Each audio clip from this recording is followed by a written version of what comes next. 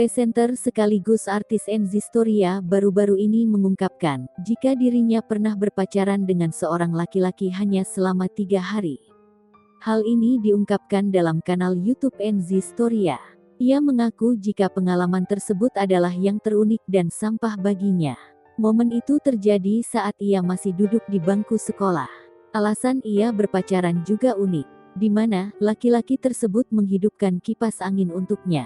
Enzy mengaku terpesona dengan si pria yang menyalakan kipas angin tersebut. Kala itu ia mengeluhkan situasi kelas yang panas. Tanpa basa-basi, laki-laki itu pun menghidupkan kipas. Namun setelah 3 hari berpacaran, ia memilih untuk mengakhiri hubungannya tersebut.